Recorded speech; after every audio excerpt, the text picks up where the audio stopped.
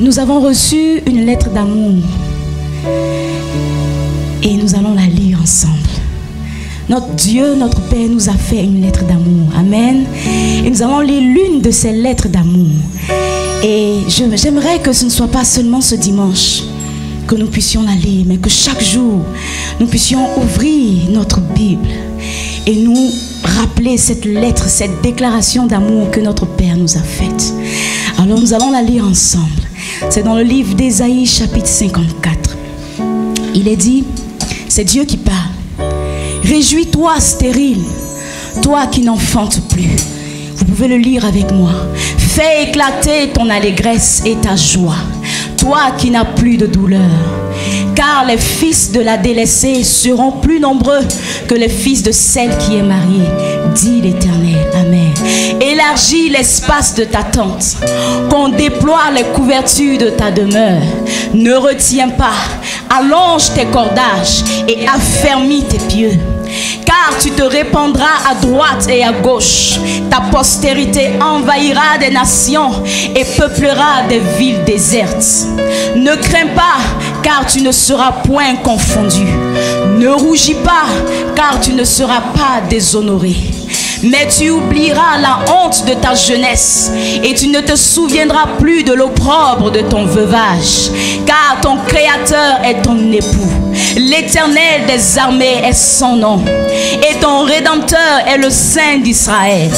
Il se nomme Dieu de toute la terre. Amen. Quelques instants, je t'avais abandonné. Mais avec une grande affection, je t'accueillerai. Amen. Dans un instant de colère, je t'avais un moment dérobé ma face. Mais avec un amour éternel, j'aurai compassion de toi. Dit ton Rédempteur, l'Éternel. Alléluia. Quand les montagnes s'éloigneraient, quand les collines chancelleraient, mon amour ne s'éloignera point de toi. Et mon alliance de paix ne chancellera point. Dis l'Éternel qui a compassion de toi. Alléluia. Est-ce que tu peux lever ta voix avec moi et dis merci à ce Dieu-là qui a compassion de toi. Alléluia. Quel amour. Quand les collines chancelleraient, quand les montagnes même s'éloigneraient, l'Éternel te dit ce matin que son amour ne s'éloignera point de toi. Oh, son alliance de paix ne disparaîtra point. Il est l'Éternel qui t'a fait et qui t'a désiré. Il est l'Éternel qui te soutient et qui te façonne chaque jour. Même avant que tu ne le connaisses, il avait tout prévu pour que tu rentres dans son plan glorieux à travers le salut, à travers la croix. Il avait déjà tout prévu afin que tu ne te perdes point, mais afin que tu reviennes dans son plan parfait qu'il avait prévu pour toi. Oh, quel amour! Merci Abba Père, merci pour ton amour. Oh, que tu nous dévoiles chaque jour dans les Écritures. Merci pour tes mots d'amour qui nous transpercent, tes mots d'amour qui nous emportent, tes mots d'amour qui nous remplissent. Merci Abba Père, merci pour ta grande bonté, pour ta compassion. Toi qui nous élargis à droite et à gauche, toi qui nous élargis, toi qui nous étends. Alléluia, toi qui nous fais produire, toi qui nous fais produire en abondance. Alléluia, c'est toi qui agis en nous. C'est toi qui agis en nous. C'est toi qui agis en nous. C'est toi, Seigneur. C'est toi, Seigneur Saint-Esprit. Tu es celui qui agit en nous. Alléluia. Dieu m'aime avec jalousie. Son amour est l'ouragan et moi je suis grand. L'arbre qui s'incline sous la force du vent de son amour. Et soudain mes afflictions volent et s'effacent comme éclipsées par tant de gloire. Je réalise juste combien ton amour est grand et profond, son affection pour moi. Et je veux dire, oh, mon Dieu m'aime tant. Oui, oh, mon Dieu m'aime tant. Mon Dieu m'aime tant. Chaque jour je veux dire, oh,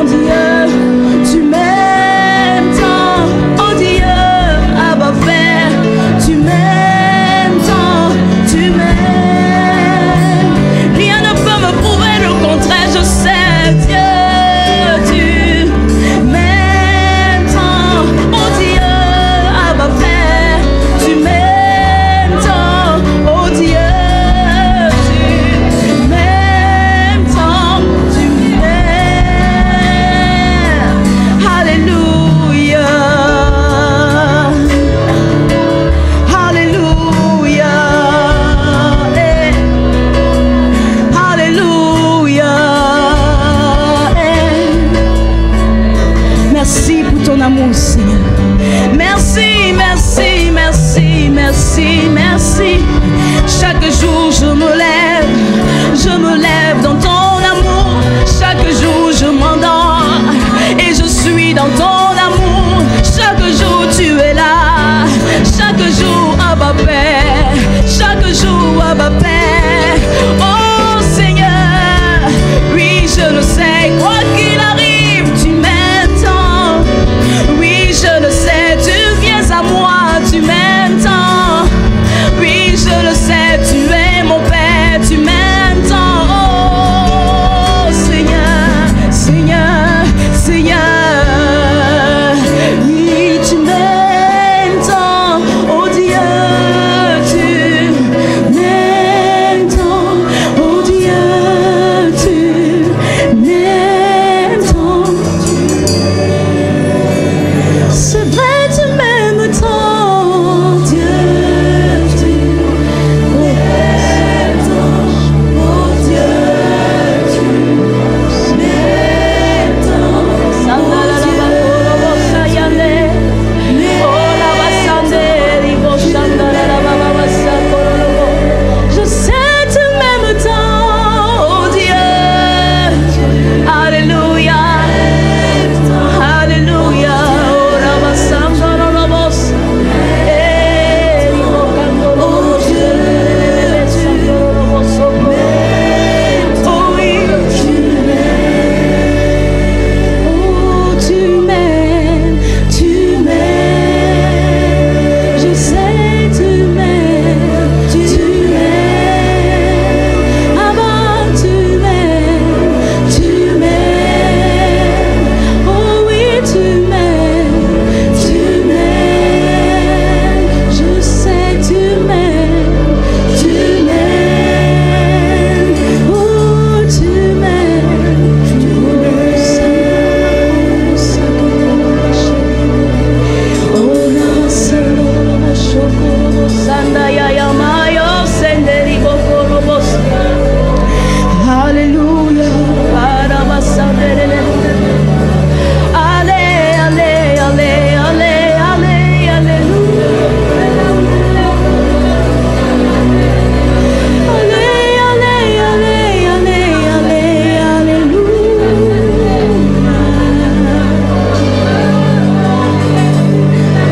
Allez, allez, allez, allez, alléluia. Oh, allez, allez, allez, allez, alléluia.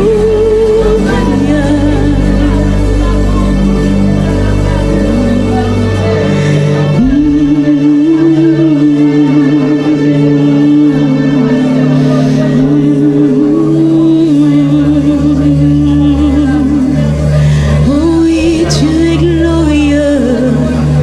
Oui, je t'élève plus haut, plus haut. Je vois ce que tu as fait. J'élève ton nom plus haut, plus haut. Ton nom est glorieux. Nous t'élevons plus haut. Et je vois ce que tu as fait, Seigneur. J'élève ton nom plus haut. Abba Père, ton nom est glorieux.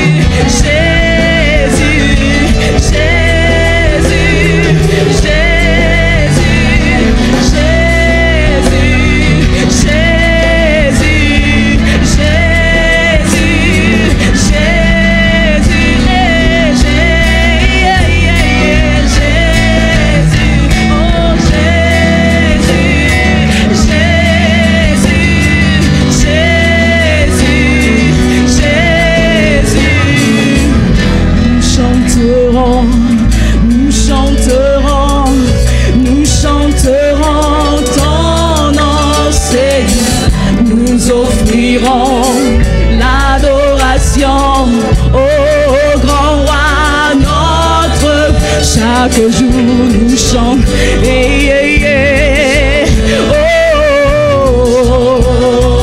Ton nom, Seigneur, nous offrirons l'adoration au grand roi notre. Nous chanterons, nous chanterons, nous chanterons. Oh oui, ton nom, nous offrirons l'adoration au grand roi. Et nous chanterons, nous chanterons, nous chanterons. Et ton nom, Seigneur, nous offrirons. Et oh, grand roi, notre Seigneur.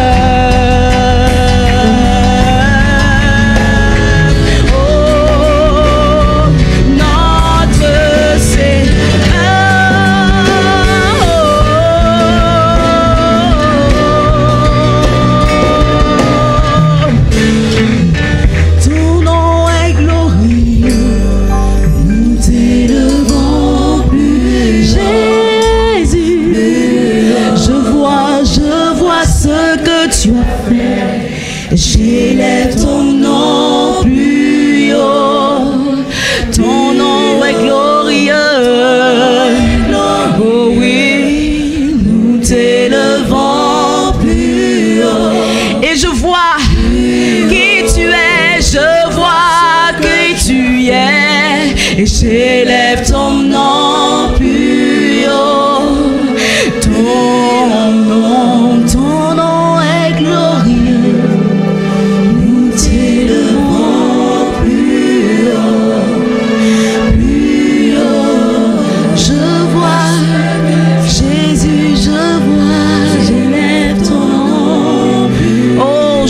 Seigneur, t'es bien fait. Je vois qui tu es. Tu es le Dieu redoutable. Oh, tu es l'admirable conseiller. Tu es le prince de la paix. Tu es l'alpha et l'oméga. Tu es le commencement et la fin de toutes choses, Seigneur Jésus. Alléluia, alléluia, alléluia. Jésus, Jésus, Jésus.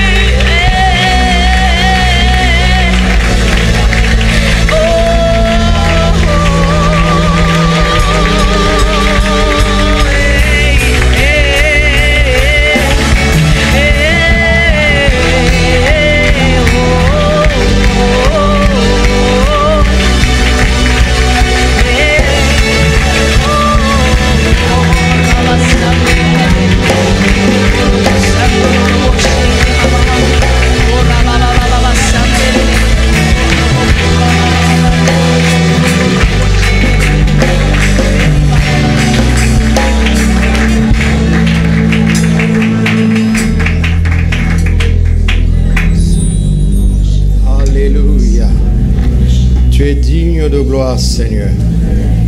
Nous t'aimons, Jésus. Merci de nous avoir montré le cœur du Père.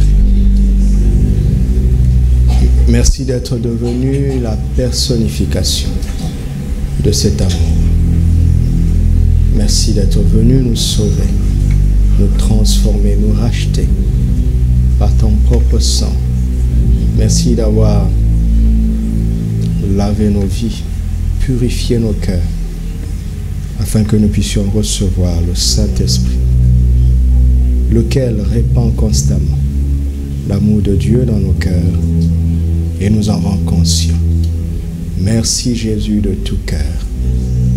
Nos cœurs sont là pour t'écouter. Parle-nous personnellement et collectivement en tant qu'assemblée.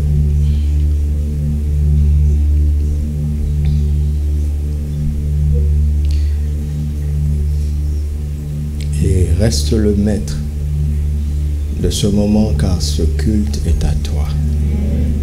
Reste le maître du début à la fin, Père. Au nom de Jésus, Amen.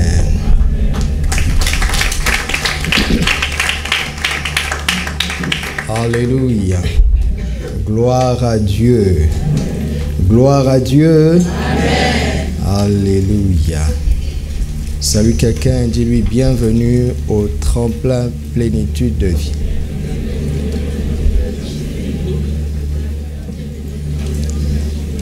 J'entends plusieurs se poser la question de savoir pourquoi tremplin. Ce n'est pas un jeu. Chaque nom est important et surtout quand il s'agit de l'Église. Simplement pour vous dire que nous voyons constamment dans les Saintes Écritures des tremplins de foi pour triompher des plafonds de ce monde. C'est pour cela que le Saint-Esprit nous a donné ce nom. Il y a des plafonds dans ce monde qui empêchent les hommes de s'élever et de s'élever très haut. Mais il y a des tremplins dans la parole de Dieu pour triompher de ces plafonds. Alléluia. Il y a des tremplins de foi dans la parole de Dieu pour triompher des plafonds de ce monde. Nous voyons constamment des tremplins de foi dans les Saintes Écritures pour triompher des plafonds de ce monde. Dites avec moi, nous voyons constamment dans les Saintes Écritures des tremplins de foi pour triompher des plafonds de ce monde. Est-ce qu'il y a quelqu'un qui veut triompher de tous les plafonds de ce monde? Les frères des VPV Online, vous allez ajouter une page sur le carrousel où vous mettez cette phrase. Comme ça, ceux qui ont accès à notre site vont comprendre pourquoi ce nom. Ce n'est pas de la blague. On ne nomme pas n'importe comment. Encore davantage quand il s'agit de l'Église. Bienvenue au tremplin plénitude de vie. Quelqu'un est prêt à prendre un envol ce matin et aller plus haut, plus haut. Alléluia. Je remercie tous les frères et sœurs qui sont dans le service avec nous pour votre engagement, pour la qualité de votre travail, pour votre obéissance et pour l'honneur que vous faites au Seigneur. Je vous remercie pour l'ordre qui règne et auquel vous veillez, que ce soit dehors et à l'intérieur. Je remercie le service d'accueil qui accueille maintenant avec sourire. Je vous observe et j'ai remarqué un changement. Félicitations, c'est ça qu'il faut faire. Alléluia. Je remercie tous ceux qui sont dans l'ombre, dans les prières, dans tous les ministères invisibles, même les éclaireurs qui font du travail, qui vont évangéliser. On ne les voit pas, mais ils sont actifs. Je remercie les frères de la musique et de la sono qui ont fait beaucoup d'efforts. Alléluia. Je remercie les héros qui sont au SR d'Avenir, qui sont auprès des enfants, qui jouent un rôle très, très important afin de marquer ces enfants par l'amour, la grâce de Dieu. Alléluia. Je suis content de faire partie de ce troupeau et de servir le Seigneur ensemble avec vous. Amen. Gloire à Jésus-Christ. Alors, dans cette atmosphère, dans cette saison de la foi en action, nous ouvrons une série qui ira jusqu'en fin octobre. Et novembre, décembre sera consacré à la prière par l'Esprit. Novembre et décembre. Nous apprenons d'abord ce que Papa enseigne sur la prière par l'Esprit.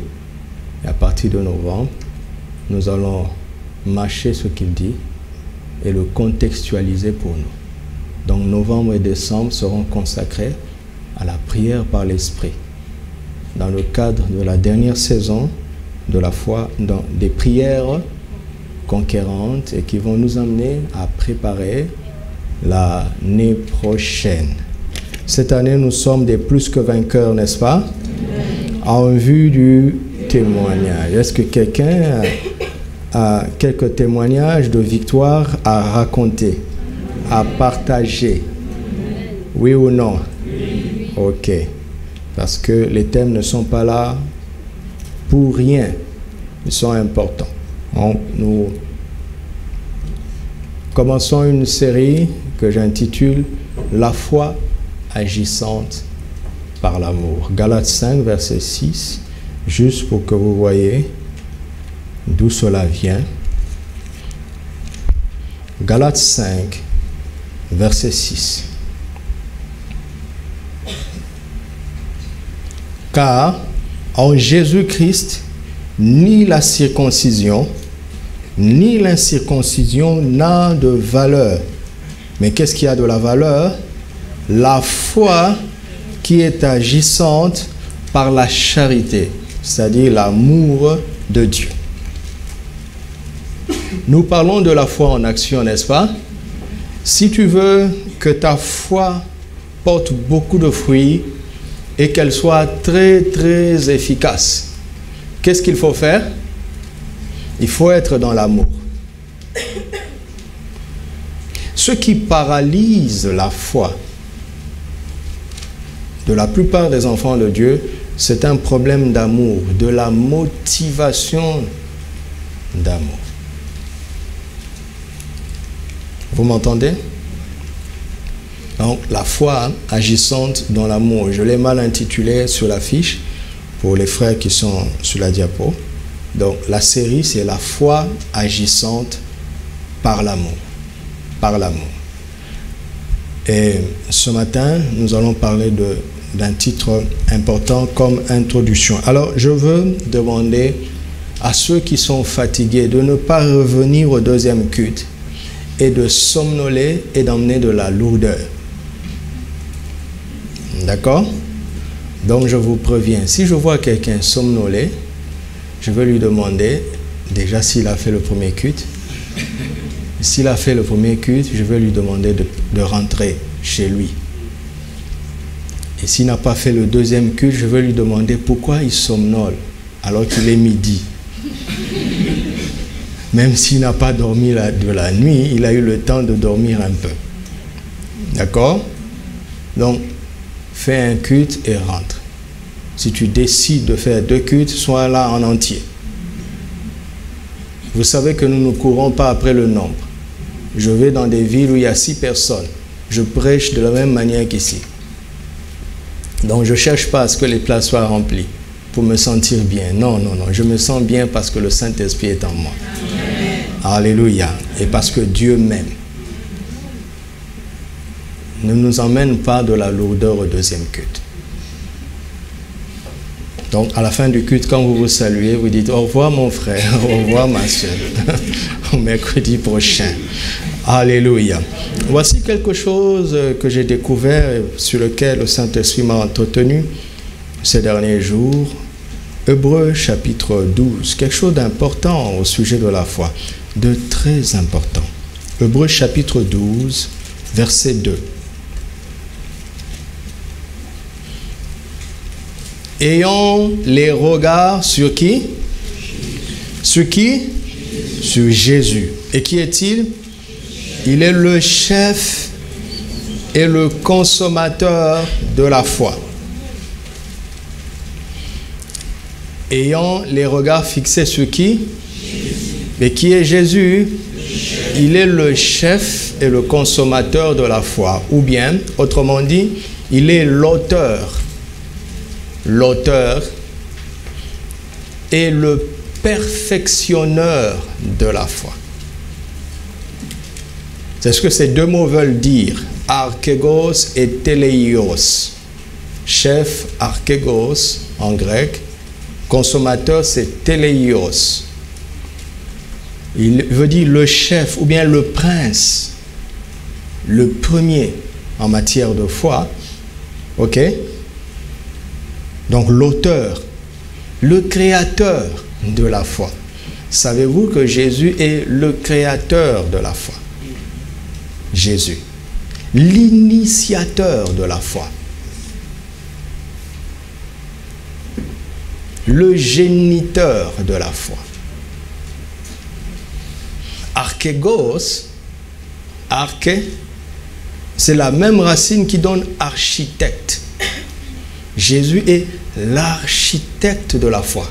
C'est-à-dire celui qui conçoit le plan de la foi et qui le développe jusqu'à sa manifestation.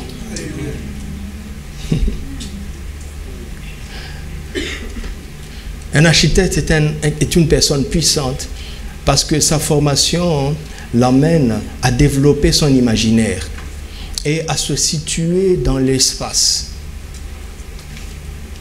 à voir un monde invisible dans un endroit normal et à concevoir un plan et qui tiendra en tenant compte des contraintes, d'accord, à faire tous les calculs pour que ce qu'il conçoit non seulement va venir à l'existence, mais va tenir ferme, sera stable et résistera à toutes les contraintes.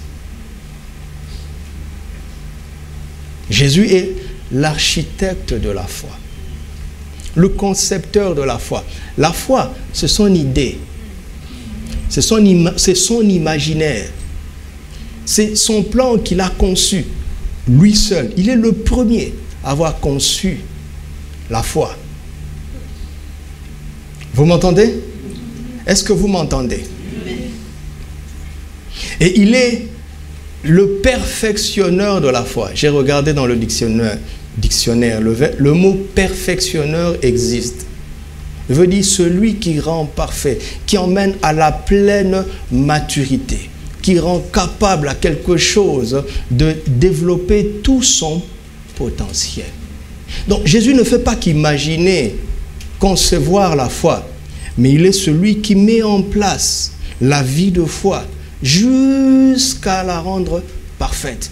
C'est lui qui suscite la foi dans le cœur, d'accord? C'est lui qui suscite la foi et qui aide la personne qui a reçu cette foi dans son cœur. Il l'aide à vivre cette foi, à l'exprimer, à l'expérimenter jusqu'à sa pleine mesure. Jésus est l'alpha et l'oméga de la foi. Il est au commencement de la foi et il est à la fin de la foi. Non pas que la foi cessera un jour, puisque vous savez que nous passerons l'éternité avec Dieu. Et ce sera une vie éternelle de foi. Donc la foi ne cessera jamais. Quand je dis qu'il est la fin de la foi, je suis plutôt en train de dire qu'il est l'aboutissement de la foi.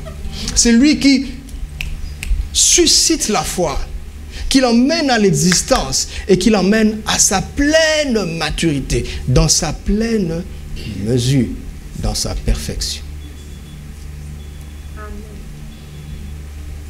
Du commencement à la fin de la foi, et il s'agit de lui.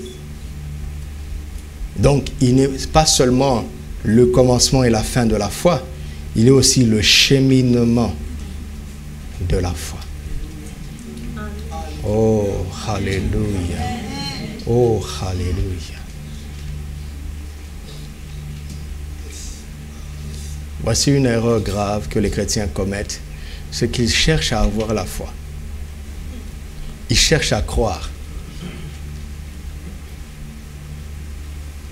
L'homme a la capacité personnelle de croire. Mais la croyance personnelle ou la croyance collective, ce n'est pas ça que Dieu appelle la foi.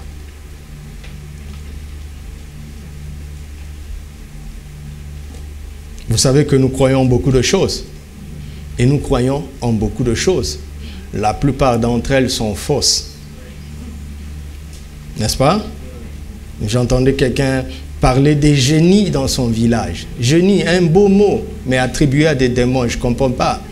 Bon, prenons son langage. Génie. Quel génie? Est-ce que ça existe vraiment? Les totems, les traditions.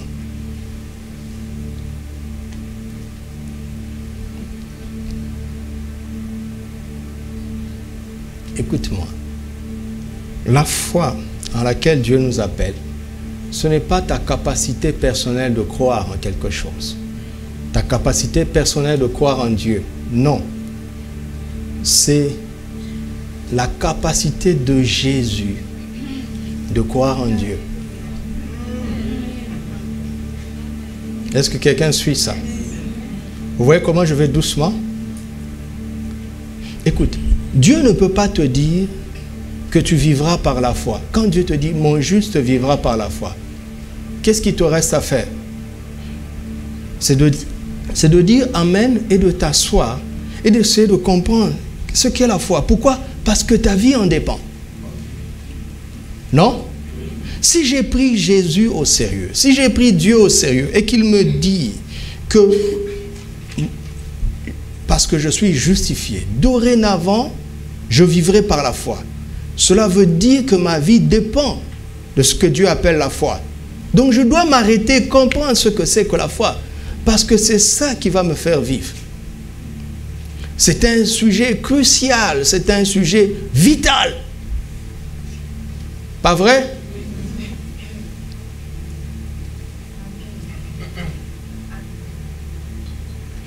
L'homme a toujours été capable de croire en quelque chose. Je suivais une émission hier où un sportif a attribué ses performances à Jésus. On lui a dit, mais tu as un potentiel moyen dans ton domaine. Mais qu'est-ce qui fait que tu es toujours là? Il dit, c'est grâce à Jésus. Ça a irrité les journalistes. Et un journaliste dit, si on doit honorer quelqu'un avant tout sur la terre, c'est sa maman. C'est sa foi à lui, c'est sa croyance à lui. Et puis ce journaliste me dit, il aurait dû dire à ce Jésus de l'aider à battre les records. Pourquoi il ne bat pas les records? Et l'autre journaliste a réagi, mais tout le monde a le droit de croire en ce qu'il veut. À chacun sa croyance. Écoutez, il y a une nuance entre croyance et foi.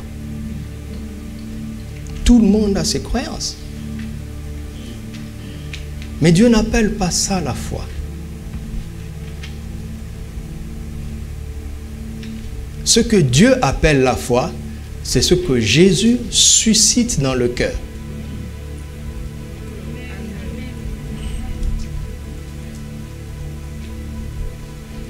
Un enfant de Dieu n'est pas appelé de croire en Dieu autant qu'il le veut ou qu'il le peut.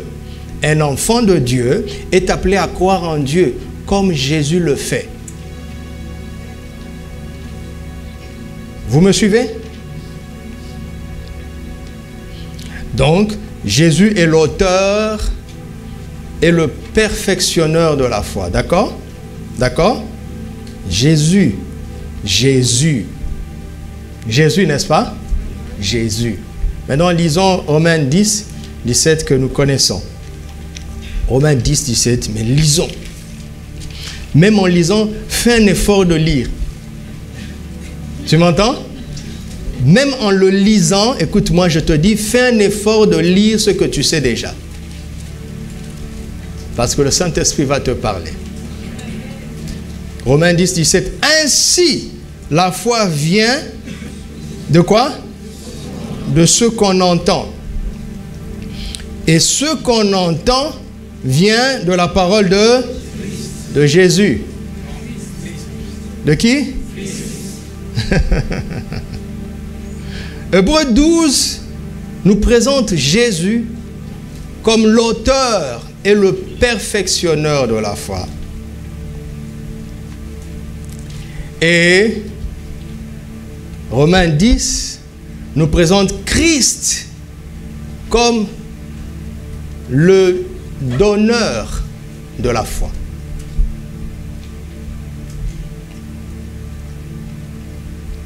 Écoute, que l'on dise qu'il est l'auteur et le perfectionneur de la foi, c'est bien.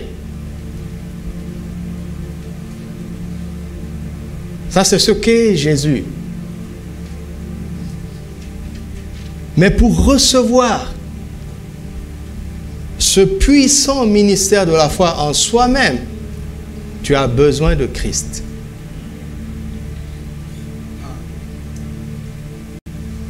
D'où mon titre ce matin.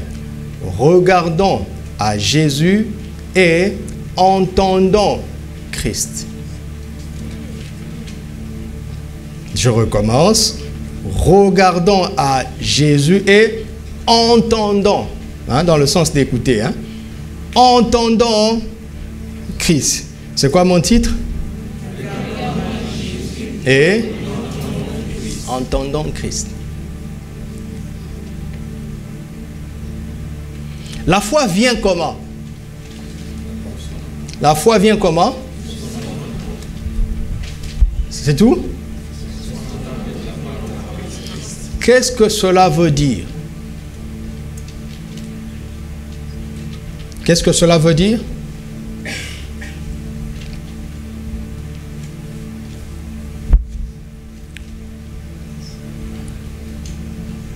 La foi vient de quoi? Et ce qu'on entend vient de quoi? Qu'est-ce que cela veut dire?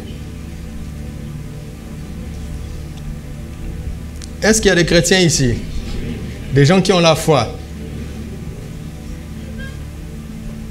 Donc vous devez savoir ce que c'est.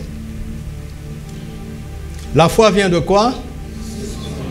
Et ce qu'on entend vient de quoi? Qu'est-ce que ça veut dire? Écoutez, il ne dit pas que la foi vient de ce qu'on entend de la parole de Christ. Il aurait pu dire ça directement comme ça, n'est-ce pas?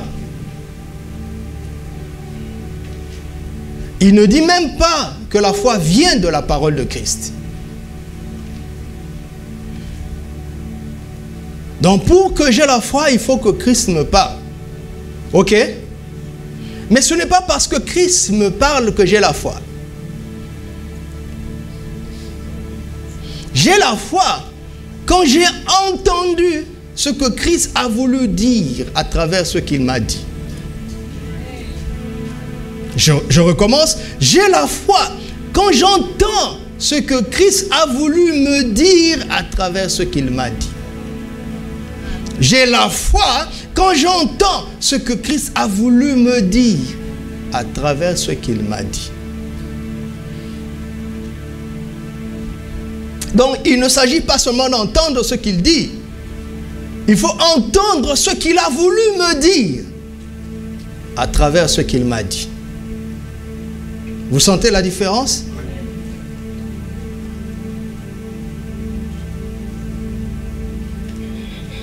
C'est précisément pour cela qu'il y a la foi pentecôtiste, la foi évangélique, la foi protestante, la foi catholique, la foi baptiste, la foi méthodiste. Nous sommes tous chrétiens. Nous avons le même Seigneur, nous avons cru à la même croix, nous célébrons le même nom, nous avons été lavés par le même sang, nous avons le même Saint-Esprit, mais nous n'avons pas la même foi. Pourquoi? Parce que chacun entend ce qu'il veut.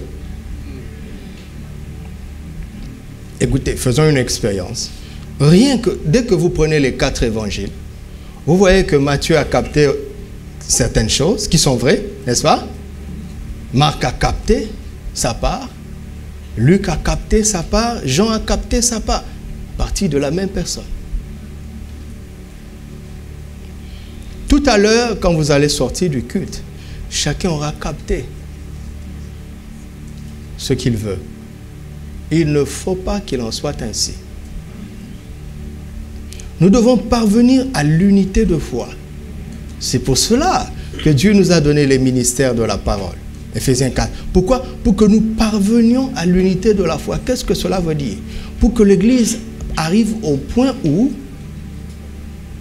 leur foi est harmonisée partout sur la terre. Pourquoi? Parce qu'ils croient en la même personne, ils lisent la même Bible, ils ont reçu le même Saint-Esprit, ils ont été lavés par le même sang. Ils célèbrent le même nom.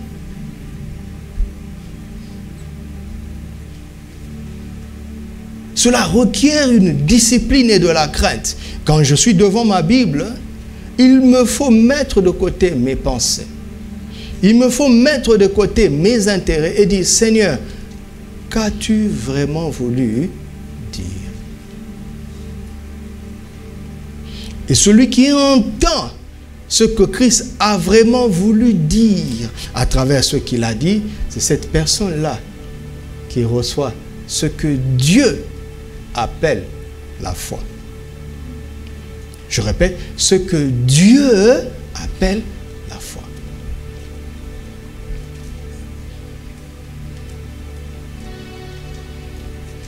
Vous m'entendez?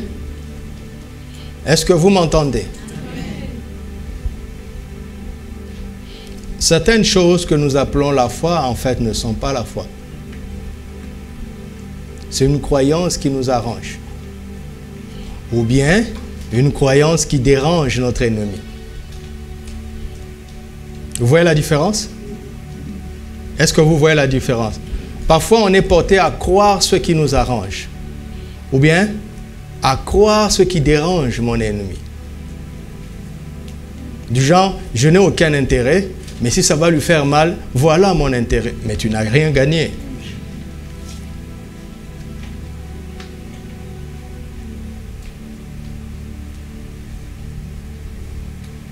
Pour recevoir la foi, maintenant que nous avons compris, il faut entendre Christ.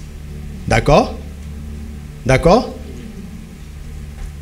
Et pour réussir dans la foi, dans cette foi, il faut regarder à Jésus.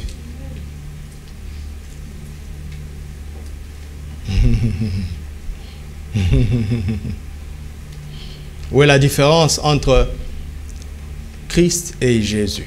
Actes chapitre 2. Versets 31 à 32. Ce n'est pas anodin, cette nuance. Elle n'est pas anodine, elle est très importante.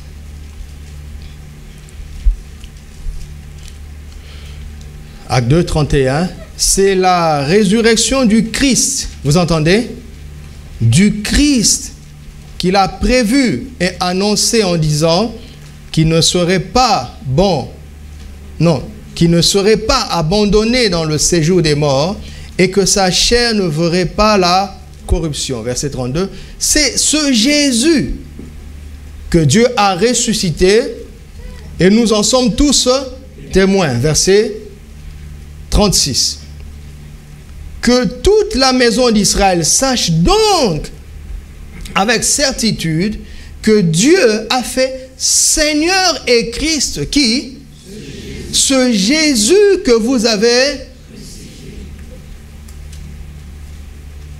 Dieu a fait Seigneur et Christ, ce Jésus que vous avez crucifié.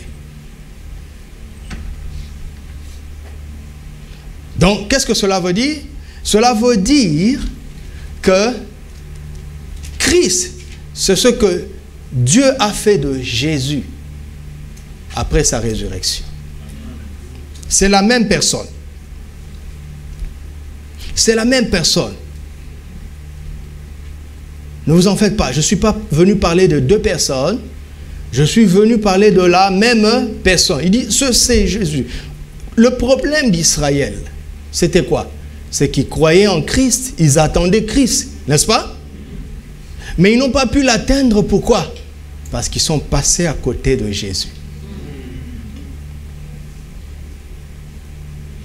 Ils attendaient tous Christ. Mais ils n'ont pas su le reconnaître à travers Jésus.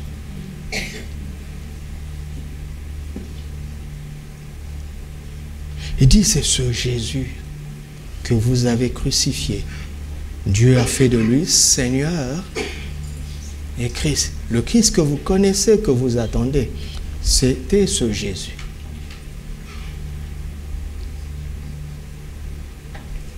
Ils sont passés à côté de Christ parce qu'ils ne l'ont pas reconnu à travers Jésus. Écoutez, aujourd'hui,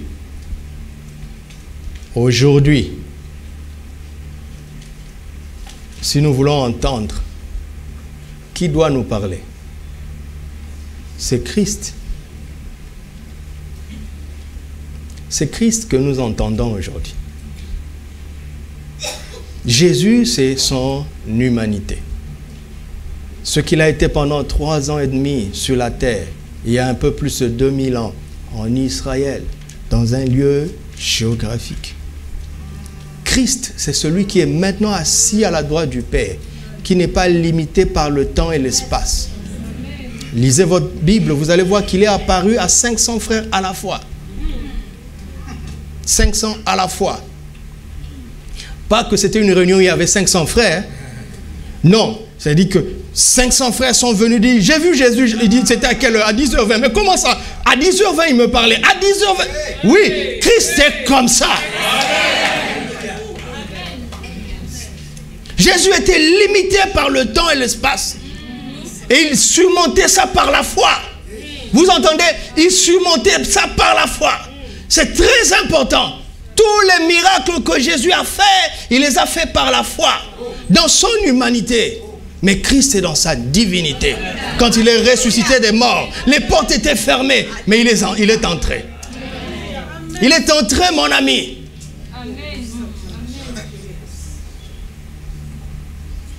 Donc si Jésus veut te parler aujourd'hui, il te parlera en tant que Christ. Si tu prétends avoir entendu Jésus aujourd'hui, mon ami, c'est Christ que tu as entendu.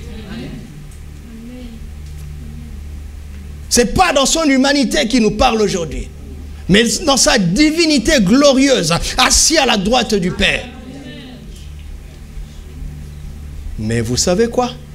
Quoi que ce soit que Christ te dise, quoi que ce soit que Christ te dise aujourd'hui, après avoir entendu, compris et reçu la foi, tu dois regarder à Jésus. Qu'est-ce que ça veut dire? Comment regarder à Jésus? L'homme qu'on appelle Jésus. Ça veut dire, va dans les Écritures. Sa vie humaine a été documentée. Jésus ne peut pas te dire ce dont Christ ne peut pas te dire ce dont Jésus n'a pas été un modèle pour. Vous m'entendez? Si Christ te dit aujourd'hui quelque chose d'important, qu'est-ce que tu dois faire? Tu reçois ça, alors tu vas regarder à Jésus. Comment Jésus s'y est pris pour faire la même chose? Vous savez, la vie de Jésus est une vie extraordinaire parce que dans Matthieu, Marc, Luc, Jean et Actes chapitre 1, avant qu'il ne monte au ciel, il y a toute la Bible dedans. Je vous assure, je suis dans la Bible depuis maintenant plus de 30 ans. Je ne sais pas comment Jésus a fait pour qu'en 3 ans et demi et en quelques pages, dans les 4 évangiles, et dans Acte 1, il y ait n'importe quoi que tu puisses découvrir n'importe où dans la Bible, il en est le modèle et l'application.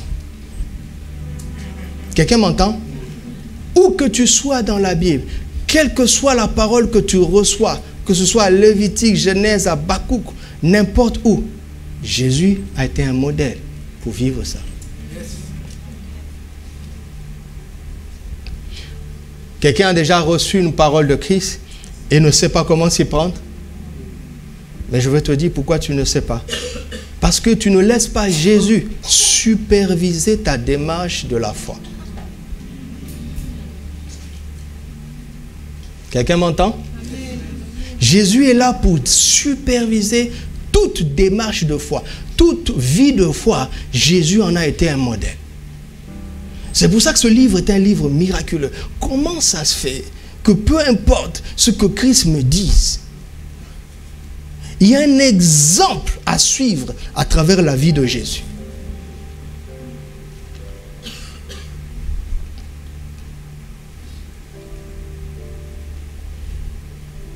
Et vous voyez que les récits qui parlent de la vie de Jésus ont été soigneusement sélectionnés, de telle sorte qu'il n'y ait pas un seul domaine où on ne puisse s'identifier à lui.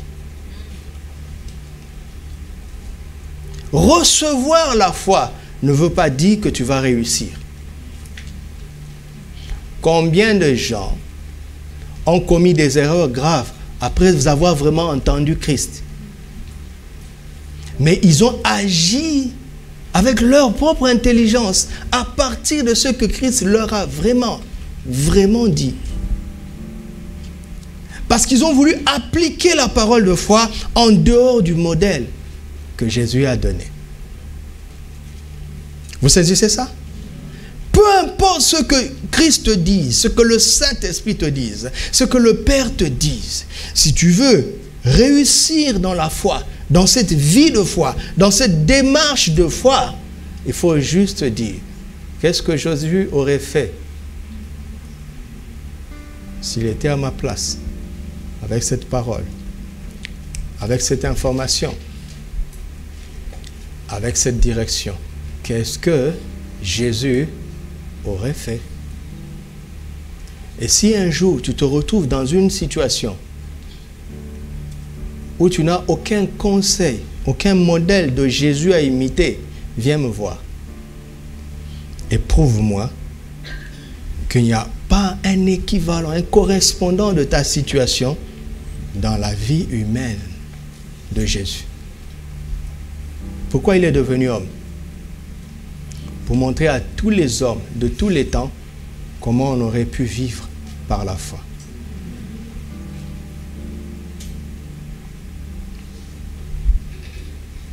Tout est là. Tout est là. Problèmes familiaux, problèmes conjugaux, problèmes professionnels, problèmes relationnels, problèmes spirituels, problèmes scientifiques, tout.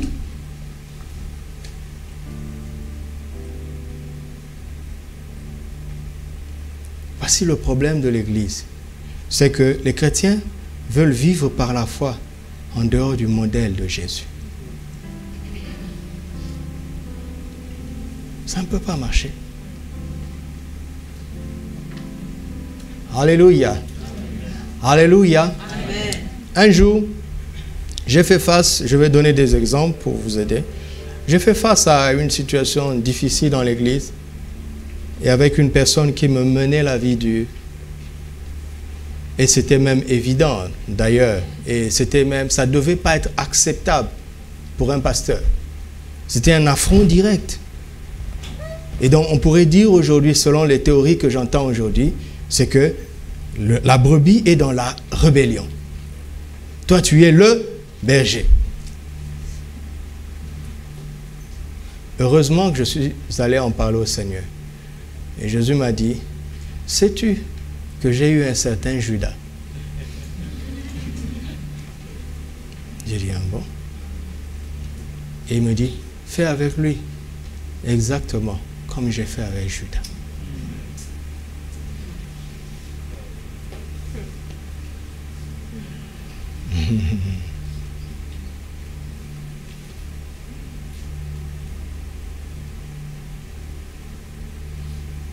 Les gens vont dire, Jésus ne s'est pas jamais marié. Comment m'identifier à lui dans un problème conjugal? Va dans Jean 8. Tu veux accuser une femme qui a tort ou un mari qui a tort? Que celui qui n'a jamais péché jette le premier la pierre. Regardez, si chaque conjoint raisonne comme ça,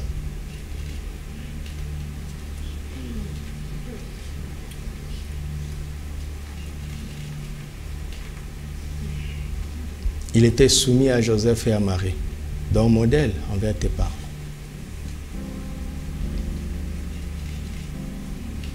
Je passe par un temps, j'étais très occupé. Va lire Marc. Jésus a bossé dur. Tout le village était devant sa porte. Jusqu'au soir.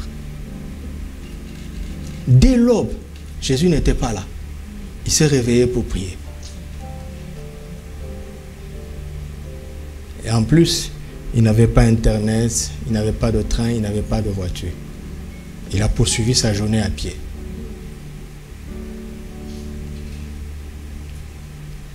Le jour où tu te retrouves dans une situation où tu ne peux pas t'identifier à Jésus, tu es en danger. Tu es perdu. Quelle que soit la foi que tu aies en toi, D'accord?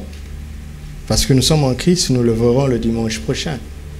Tout le monde a la même mesure de foi. Mais la foi agit par l'amour. Personne n'a une plus grande foi que l'autre.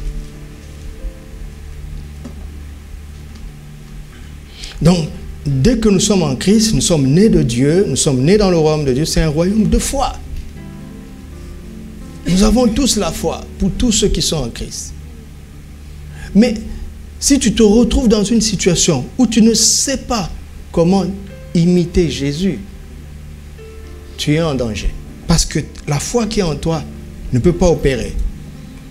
Parce que c'est Jésus qui en est l'auteur et le superviseur jusqu'à la fin. Il y a de fortes chances que tu sois dans une situation où Dieu ne te voulait pas. Tu t'y es retrouvé toi-même. Donc, qu'est-ce qu'il te reste à faire? C'est de te repentir et de sortir de là. Parce qu'il n'y a aucun modèle de Jésus dans cette situation. Et parce que tu es là où Jésus ne peut être, ta foi est paralysée. Vous m'entendez? Les problèmes de pardon, mais c'est très simple. Jésus l'a fait. OK? OK? Un problème de pain et de poisson, c'est très simple. N'est-ce pas? Problème de guérison, c'est très simple. N'est-ce pas?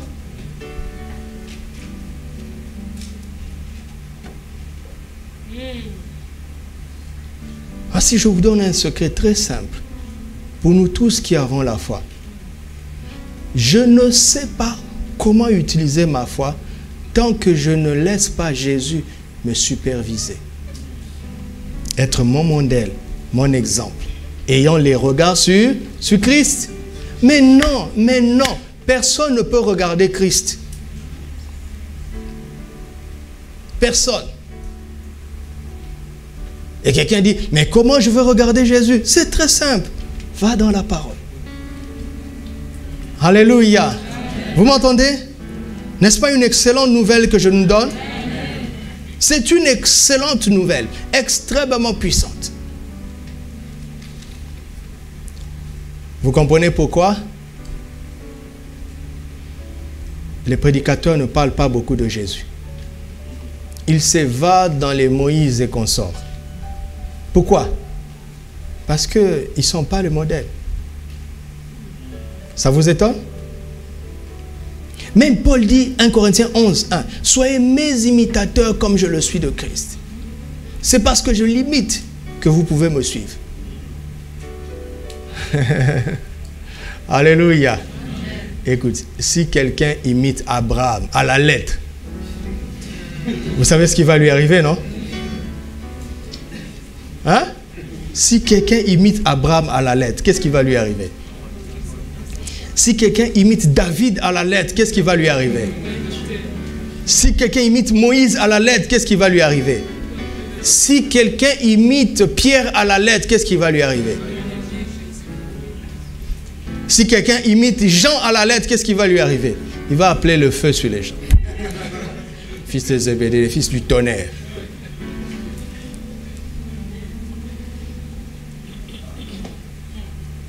Et si quelqu'un imite Jésus à la lettre,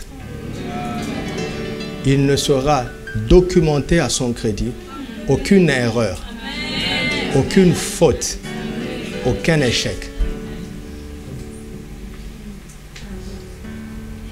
Oh, est-ce que nous sommes chrétiens? Mais nous sommes chrétiens. Nous sommes chrétiens, mes amis. Nous sommes chrétiens. Dites avec moi, je suis chrétien. Nous sommes chrétiens. C'est pas pour rien qu'on nous appelle chrétiens. Parce qu'on doit être comme Christ. Nous sommes chrétiens. Si les autres avaient suffi, Jésus ne viendrait pas. S'ils avaient suffi, Jésus ne viendrait pas. Jésus, c'est Dieu qui a enlevé son manteau divin et qui est entré dans le corps humain pour montrer aux hommes comment il faut vivre. Jésus, c'est le coach qui a mis son équipe en place. Et à la mi-temps, l'équipe est en train de perdre. Et le coach blâme les joueurs, il dit, je vous avais dit de faire ceci, je vous avais dit de faire ceci. Et puis un joueur retourne, il regarde le coach et dit, coach, tu ne fais que parler, tu ne sais pas ce qu'on vit sur le terrain. Le coach a dit, ah bon? D'accord. Il met le maillot lui-même. Il monte sur le terrain. Lui-même, il devient le gardien comme le gardien devait être. Il devient le défenseur comme le défenseur devait être. Et il devient le buteur comme le buteur devait être. Et à la fin du match, on revient 3-0. Il leur dit, voilà, tout seul, j'ai empêché tous les buts, j'ai marqué tous les buts. C'est ce que vous auriez dû faire si vous m'aviez entendu. C'est ça Jésus. C'est ça Jésus. Maintenant, regardez la puissance de Hébreux 12. Il dit, ayant le regard. Allons-y, affiche. Hébreux 12, commençons au verset 1. Maintenant, vous allez comprendre ce qu'il a vraiment voulu dire. Nous donc aussi, puisque nous sommes environnés d'une si grande nuée de témoins. Ok? Vous avez vu ça? Waouh, waouh, waouh! Mais de quelle nuée l'on parle? Quel est le sujet d'Hébreux 11? Quel est le sujet d'Hébreux 11? Quelqu'un connaît la parole de Dieu ici? Le sujet d'Hébreux 11, c'est la foi appliquée par tous les héros de la foi. À commencer par Abel, passant par qui? Enoch, Noé, Abraham, ainsi de suite, jusqu'aux anonymes. Parce qu'ils sont plusieurs. Certains ont réussi à vaincre la mort. D'autres ont réussi à vaincre la peur de la mort en choisissant de mourir sans renier leur foi. Et ils sont plusieurs et c'est une nuée de témoins. C'est ça qu'il faut comprendre. Il dit, maintenant que nous sommes environnés de cette nuée, qu'est-ce que nous devons faire? Rejetons tout fardeau. Et quoi? Et le péché qui nous environne aussi facilement. Autrement dit, quand tu prends un fardeau qui n'est pas de Christ, tu ne peux que pécher. C'est-à-dire échouer ou déshonorer Dieu. Parce que ce n'est pas que tu es méchant ou rebelle, mais tu portes ce que Dieu ne t'a pas demandé. Alléluia. Je vais vous donner un exemple. Vous savez que Daniel a fermé la gueule des lions. Ok? Voilà. Maintenant, nous avons un croyant post-Daniel. Et il se retrouve dans une arène avec les lions. Pour lui, les lions auront la gueule fermée. Mais lisez la fin de Hébreux 11. Certains ont été dévorés par les lions, les mêmes lions que Daniel, dont Daniel avait fermé la gueule. Pourquoi? Parce que si tu veux t'identifier à la victoire d'un homme, ça devient un fardeau que tu ne peux porter. Pourquoi?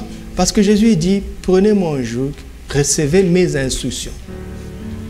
Mon fardeau est léger, car je suis doux et humble de cœur. Recevez mes instructions. Daniel a eu la foi parce que c'est ce que Christ a mis dans son cœur.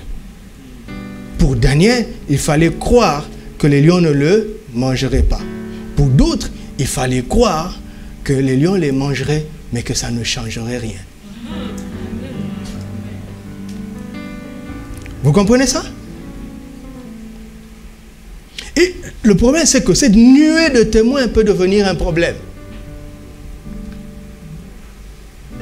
Voici, j'avais tel problème et le Seigneur m'a dit, prends un verre d'eau, rends grâce et bois. Quand j'ai bu, l'ulcère a disparu. 3 semaines plus tard, une autre sœur ressent de l'ulcère et elle va prendre un verre d'eau et elle rend grâce. L'ulcère s'amplifie.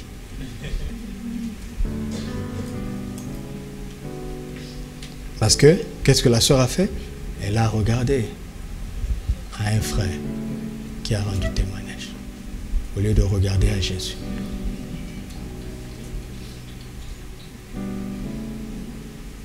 Et l'instruction qu'elle a reçue est devenue un fardeau. Et quand tu portes un fardeau que Jésus ne t'a pas donné, ce fardeau va peser sur toi. Tu ne peux que pécher. Ah, pourquoi Dieu est comme ça? Il a guéri la sœur et moi il ne veut pas me guérir. Dieu a un parti pris. Dieu ne m'aime pas. Tu pêches. Tu pêches. Dieu s'assoit et dit, mais je ne t'avais pas demandé ça. Regardez Josué. Regardez Josué. Si vous lisez la suite du livre de Josué, vous avez l'impression que c'était un homme fort. Quand vous lisez Exode 17, Josué était un guerrier. D'où lui venait sa force? Sa force était l'exaucement des prières de Moïse sur la montagne. Ce n'était pas une force naturelle. Ce n'était pas un courage naturel. On le sent quand Moïse est mort. Regardez dans Josué 1. Combien de fois Dieu lui dit, fortifie-toi et prends courage. Il dit, oh Dieu, mon Josué le guerrier, il n'a pas besoin. Il est prêt à dégainer. Dieu me dit, je connais le cœur. Toi, tu ne regardes qu'à l'apparence. Je connais le cœur de ce jeune homme. Laisse-moi lui parler. Fortifie-toi et prends courage.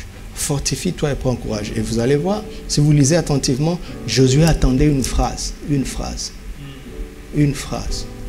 Je serai avec toi comme j'ai été avec Moïse. Là, il se lève. Alléluia! Alléluia! Voici le défi. Nous sommes devant le Jourdain. Qu'est-ce que Josué doit faire? Il doit chercher un bâton. Non? Subitement, Josué se rend compte que jusque-là, il n'avait pas de bâton. Il dit, oh, j'ai mal imité mon chef. Allez, cherchez-moi un bâton. Il faut que ça ressemble au bâton de Moïse. Alors, il commence à prier en langue, chakabababa, sur le bâton. Il demande à Dieu de le délivrer, mais il sait déjà au fond de lui que ça passera par le bâton, tendant comme Moïse avait fait. Fardeau. Heureusement que Josué ne cherche pas un bâton. Même défi apparent, solution différente. Même Dieu, même foi. Il a fallu que Josué s'attende au Seigneur jusqu'à ce que le Dieu qui avait parlé à Moïse et qui lui a donné la foi et ses miracles vienne aussi lui parler à lui.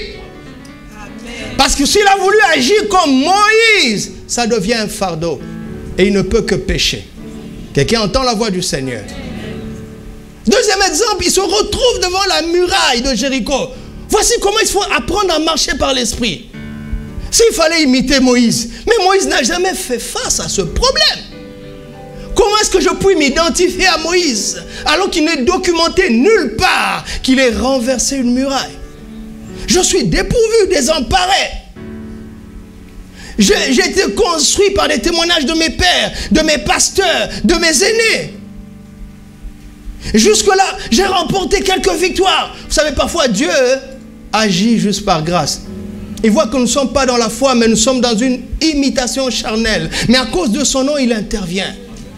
Mais Dieu finira par te mettre devant une situation où tu n'es pas d'équivalent, tu n'es pas de précédent.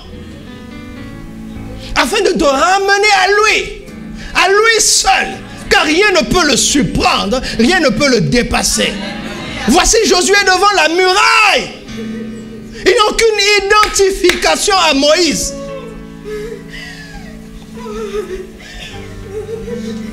Mais il s'attend à la parole.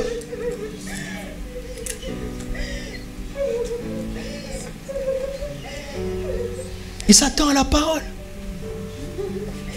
Mais je vous promets, il n'y a pas un défi où vous ne puissiez vous identifier à Jésus. Il y a des défis où vous ne pourrez pas vous identifier à Moïse. Mais il n'y en a pas un seul où vous ne puissiez vous identifier à Jésus, à l'homme qu'on appelle Jésus. Il y a des défis où vous ne pourrez pas vous identifier à Abraham, à Daniel, à Jérémie, à Isaïe. Mais il n'y a pas un seul où vous ne puissiez vous identifier à Jésus.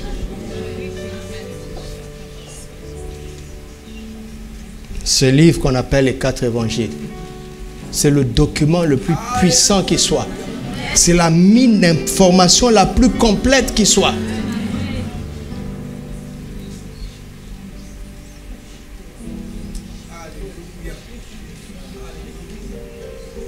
Veux-tu que ta foi soit active, qu'elle soit opérationnelle?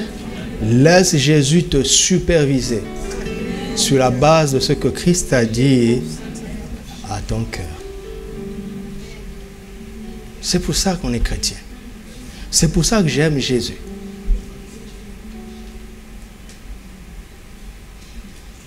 Parfois quand je parle avec mon père, ou bien quand il écoute tes messages, il m'appelle, il dit, mon fils, où tu as appris ça? Je t'ai jamais dit ça. Personne autour de nous ne t'a dit ça. Il dit, mais j'ai Jésus. Un jour, papa m'a dit, dis-moi un peu, est-ce que tu l'as déjà vu? Tu parles tellement de lui. Je lui ai dit oui. J'ai fait exprès. Quand il était ici, je l'ai emmené. On allait à Stade, on s'est arrêté à une heure de repos pour parler. On a parlé longtemps. Et puis il me dit, dis-moi, je suis ton père. Je sais que tu n'aimes pas dire ce genre de choses, mais moi je suis ton père. Dis-moi, est-ce que tu l'as déjà vu? Je lui ai dit oui. Il a dit, voilà, je savais. Je lui ai dit, papa, même quand on est assis là, je peux décider de le voir dès maintenant. Il a dit, ah bon? Waouh!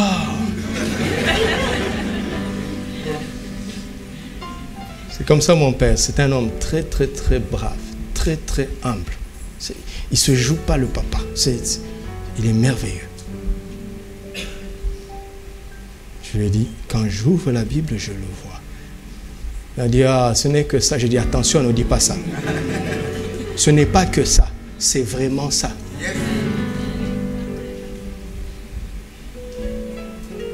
C'est un secret important que je vous livre, n'est-ce pas?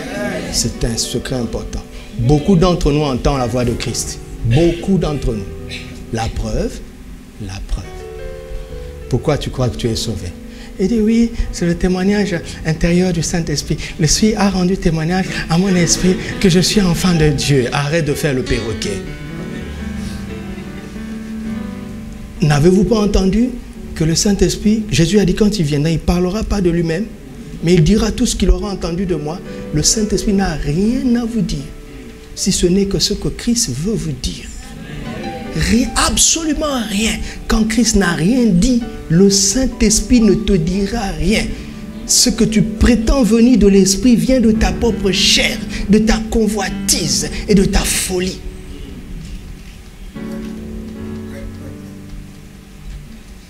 Lisez, affiche-moi Acte 1, verset 2, pour tout le monde.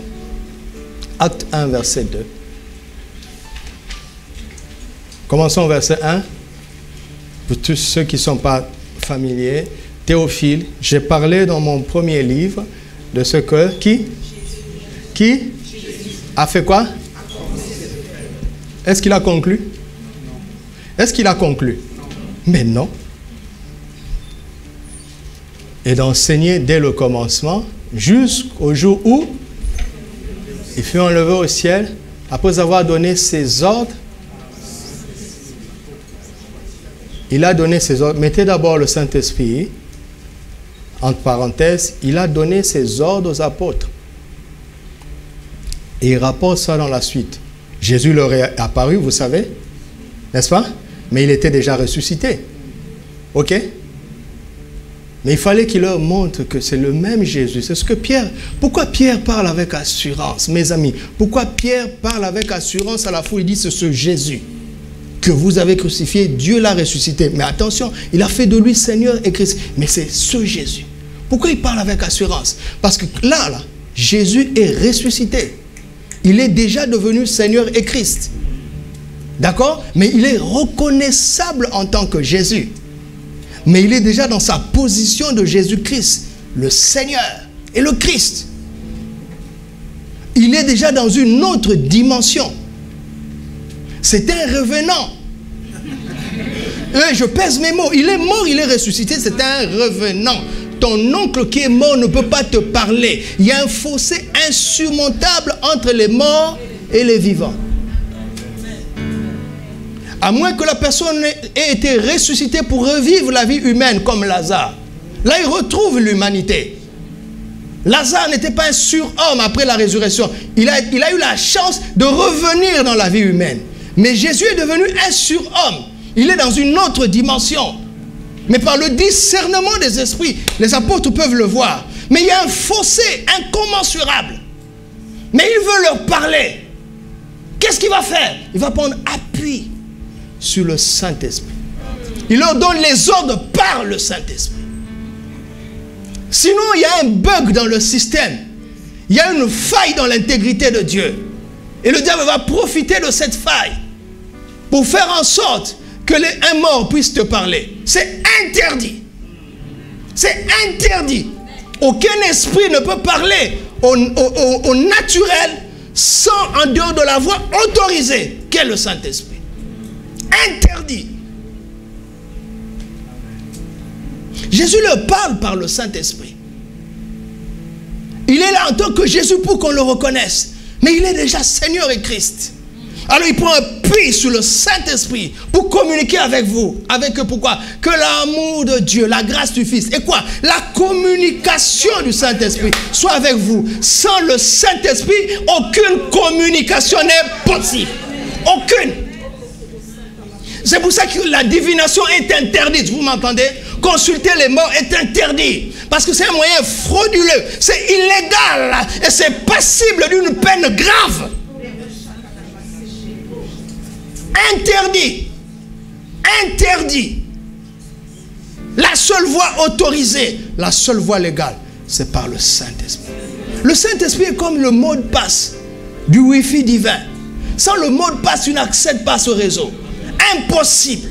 Tu n'as pas le mot de passe, tu n'accèdes pas au réseau divin. Et c'est le Saint-Esprit qui est le code.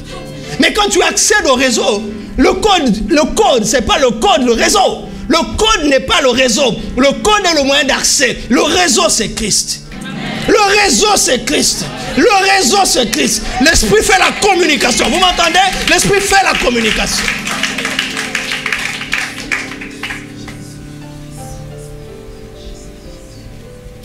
Il leur parle par l'Esprit. Alors, aujourd'hui, Dieu t'a parlé, c'est Christ. Tu l'as entendu par le Saint-Esprit. Mais tu ne peux pas faire. Il n'y a pas un humain, écoutez-moi, il n'y a pas un humain sur terre capable de vivre par la foi s'il ne s'identifie pas à Jésus. Le diable finira par l'avoir.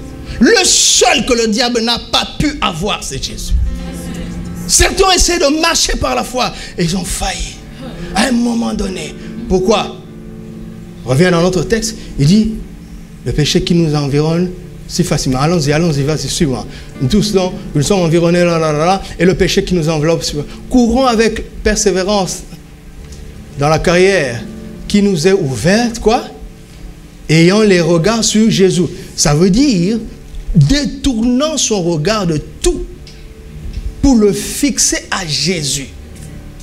C'est facile de dire aux chrétiens de détourner leur regard de la convoitise du péché. Il te dit, ne laisse pas un seul homme, une seule femme, même de foi, attirer ton attention au point que tu ne regardes pas Jésus. N'accepte pas ça. Ne laisse pas Doudou attirer ton attention au point que tu ne regardes pas Jésus. Détourne-toi de tout et garde les yeux sur Jésus. C'est la seule manière de réussir. Seule manière. C'est pour ça que tu n'y arrives pas avec la foi que tu as dans ton cœur. Tu crois à beaucoup de choses, tu as entendu beaucoup de choses, mais il n'y a pas de percée, il n'y a pas de victoire, il n'y a pas d'espoir. Pourquoi? Parce qu'il n'y a que Jésus qui puisse faire ce que Dieu te a dit. Personne d'autre ne peut le faire. Il n'y a que Jésus. Laisse-le te superviser. Laisse-le être le chemin, car c'est lui le chemin. C'est lui le chemin. Personne d'autre n'a le chemin. Jésus seul est le chemin. Jésus seul est la vérité. Jésus seul est la vie. Les anges sont en train d'agir ici. Les anges sont en train d'agir ici. Mais nous gardons nos yeux sur Jésus. Sur lui seul, lui seul, lui seul est l'auteur de la foi. Lui seul est le maître de la foi. Lui seul est le superviseur de la foi. Lui seul est le perfectionneur de la foi. Lui seul est l'architecte de la foi. Jésus, lui seul. Lui seul. Seigneur, nous détournons nos yeux de tout pour regarder à toi et à toi seul.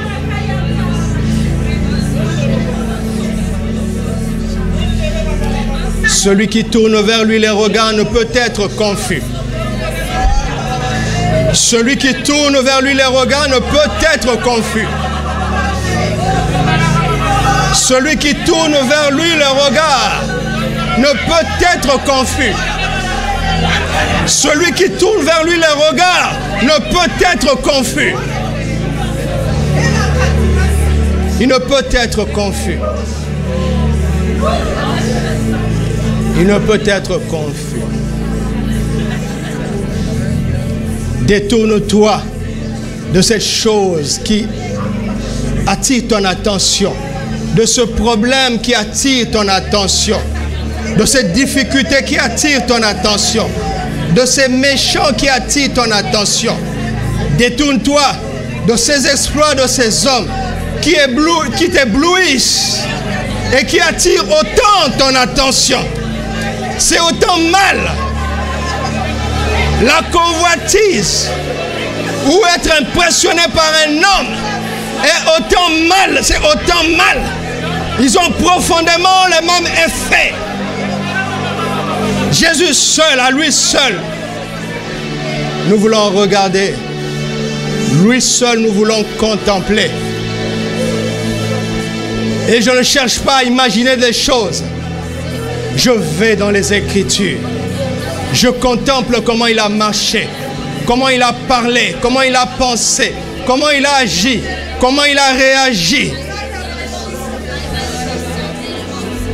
Je contemple Jésus dans les Écritures jusqu'à ce que je vois comment vivre ce que Dieu m'a dit. Dieu t'appelle son enfant. Dieu t'appelle son fils. Mais qui est un fils de Dieu? Comment vit-il? Comment pense-t-il? Comment parle-t-il? Comment agit-il? Jésus est le modèle. Tu fais face à la tentation, mais lui seul a été tenté en toutes choses, sans jamais commettre de péché. Il est le modèle de succès, de sainteté, de réussite totale, en permanence. Seigneur, retiens toute notre attention. Seigneur, retiens toute notre attention. Seigneur, occupe nos pensées, occupe nos idées, occupe nos projets, occupe nos présents et notre avenir. Toi seul, toi seul. Oh Jésus! Oh Jésus! Oh Jésus, tu es merveilleux! Oh Jésus! Oh Jésus! Oh Jésus! Oh Jésus est là! Jésus est là! Jésus est là ce matin! Oh Jésus est là! Il est en ce lieu! Le modèle est là! Le Seigneur est là! Le roi est là! Le Christ est là! Oh Jésus! Oh Jésus! Tu es vivant, tu es vrai, tu es réel. Tu es en ce lieu, Jésus. Merci pour ta présence. Merci pour ta présence. Merci, merci. Oh Jésus, merci. Merci. Merci. Merci.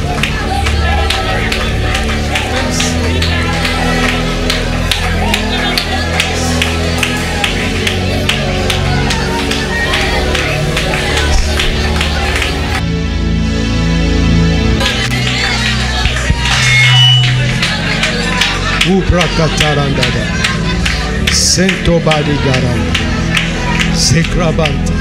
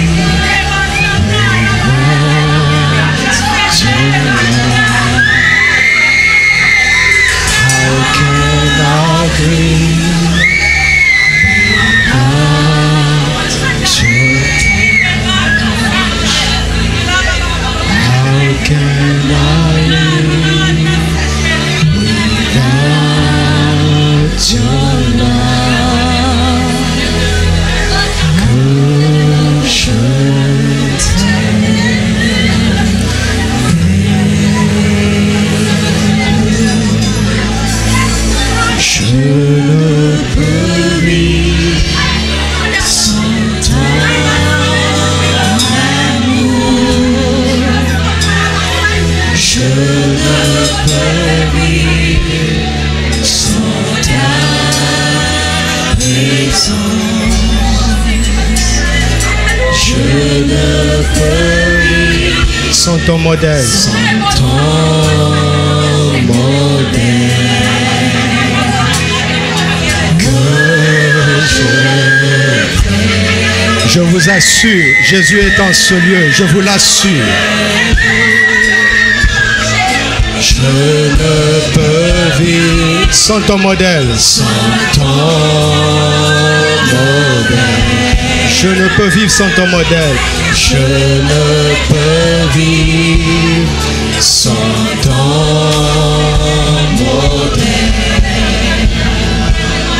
Je ne peux vivre sans ton modèle.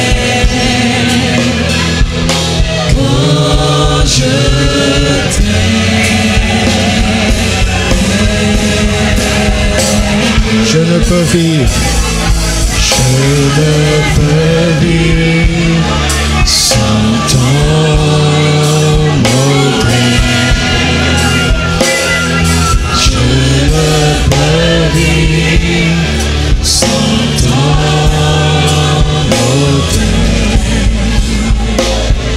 Je ne peux vivre sans ton modèle.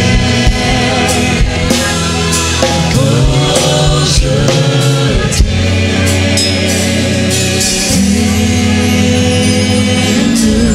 Nous avons besoin de nous repentir de toutes les choses auxquelles nous avons fixé nos regards. La ruse est tellement large de l'ennemi. Certains sont focalisés sur leurs problèmes. Certains sont focalisés sur les difficultés. D'autres sur les projets. D'autres sur des bons ou des mauvais modèles. D'autres ont des idoles. D'autres regardent aux stars, qu'on appelle les stars de ce monde. D'autres ont fait même des pasteurs des stars. Toute chose qui attire ton attention, qui captive ton attention loin de Christ, est à bannir. C'est à bannir. Répandons-nous, répandons-nous. Cela paralyse la foi que nous avons reçue. Pardon, Jésus. Pardon. Pardon. La chair est telle que même les bons témoignages, au lieu de nous pousser à te faire confiance, détournent notre attention de toi. La chair nous environne de toutes parts et nous piège de toutes parts. Mais nous voulons marcher par l'Esprit maintenant. Marcher par l'Esprit et regarder à toi seul. Tu es le seul modèle. Pardonne l'idolâtrie dans nos cœurs. Pardonne l'idolâtrie dans nos pensées. Pardonne-nous d'avoir même idolâtré nos problèmes. Il y a des gens ici qui ont idolâtré leurs problèmes sans s'en rendre compte. Ils sont tellement focalisés sur cette difficulté, sur ce souci, sur ce besoin, sur ce projet, sur cet objectif. Ils ne se rendent pas compte que c'est devenu une idole. Mon enfant, la première chose à laquelle tu penses quand tu te lèves est ton idole. Si ce n'est pas moi, c'est une idole. C'est comme ça que tu sais qu'il y a une idole en toi. La chose qui occupe tes pensées constamment. La dernière chose à laquelle tu penses. C'est comme ça que tu sauras qu'il y a une idole dans ton âme qui te voile ma face. Mon enfant, en ce qui me concerne, constamment je pense à toi. Constamment. Parce que tu n'as pas l'idée de combien je t'aime. Tu occupes mes pensées constamment. Sinon, je n'aurais pas renoncé à tout pour venir te chercher. Est-ce que tu imagines ce que j'ai fait J'étais prêt à tout perdre pour toi. Tu n'as pas l'idée de ce que tu représentes pour moi. Veux-tu me rendre l'appareil? Veux-tu me rendre l'appareil?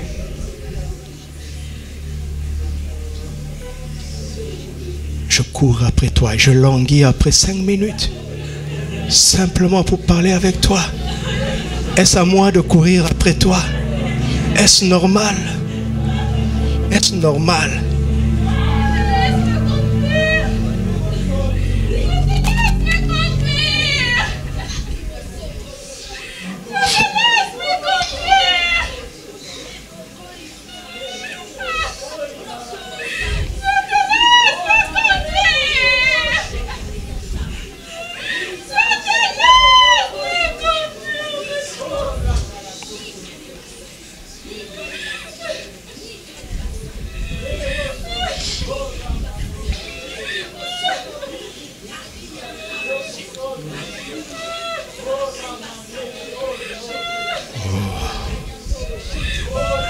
Alléluia. Nous allons chanter ce cantique comme une confession. Rien.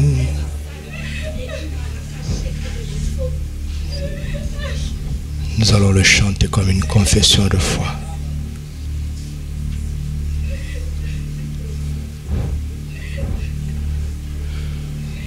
Tu es tout pour moi. Seulement avec nos voix. Sans toi, je ne peux vivre. Tu es tout pour moi.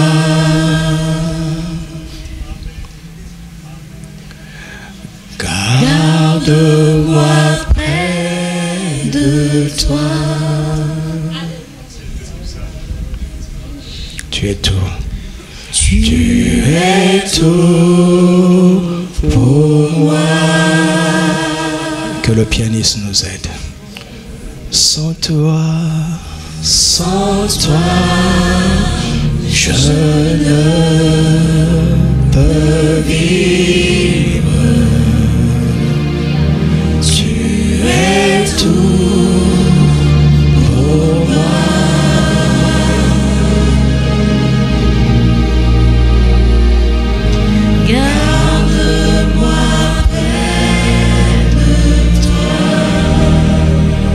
Attire-moi à toi. Attire-moi à toi.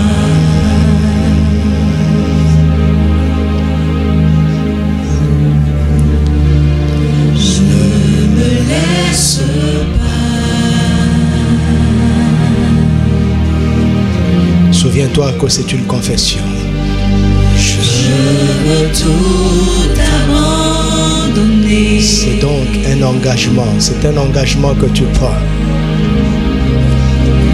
Et restaurer notre amitié. Mon fils, donne-moi ton cœur. Tu es mon désir.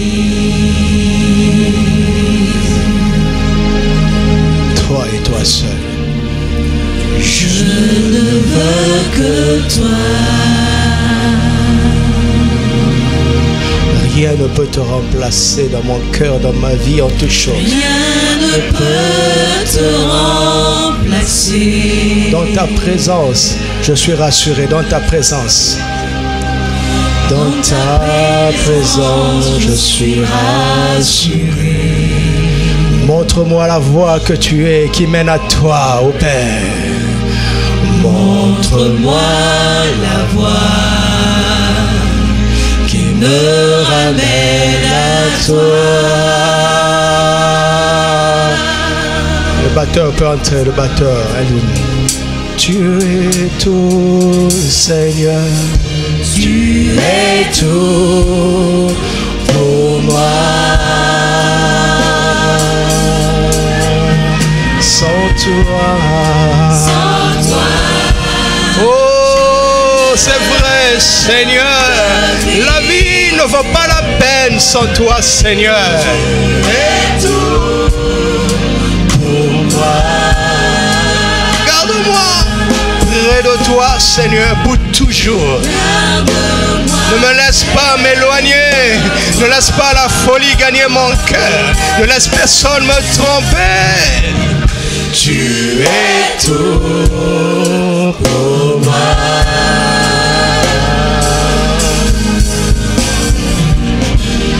Sans toi,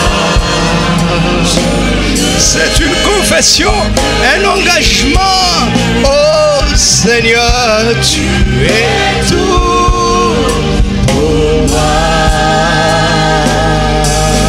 Garde-moi, maintiens-moi près de toi. Garde-moi, attire-moi à toi. Ne me laisse pas. Attire-moi à toi. Ne me laisse pas. Attire-moi à toi. Ne me laisse pas, attire-moi à toi. Ne me laisse pas, attire-moi à toi. Ne me laisse. La tentation est constante, attire-moi. Attire-moi. Oh, sois comme un aimant. Garde-moi dans le magnétisme de ta présence. Comme un aimant. Maintiens-moi dans ta présence. La tentation de s'éloigner est permanente. Mais maintiens-moi, Seigneur. Maintiens-nous. Maintiens-nous. Demeure le centre de gravité de nos vies. Garde-nous dans ta présence. Garde-nous. Maintiens-nous. Attache-nous à toi. Que nos cœurs restent attachés à toi. Attachés à toi. Attachés à toi. Attachés. Attachés à toi. Détache-nous de toutes ces choses. Et rattache-nous de toi. Détache-nous de tout le reste.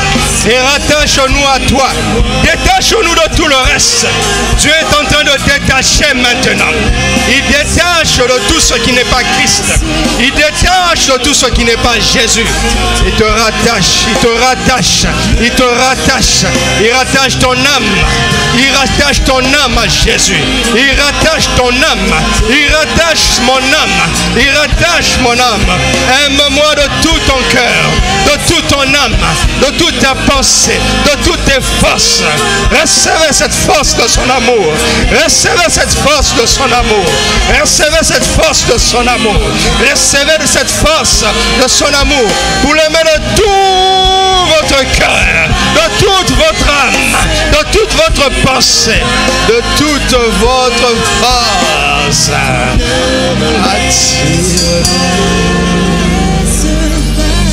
Tu es tout pour moi. Merci. Sans toi, je ne peux vivre. Tu es tout pour moi. Garde-nous près de toi. Garde-nous près de toi. C'est une confession collective maintenant. Tu es tout pour nous. Tu es tout pour nous.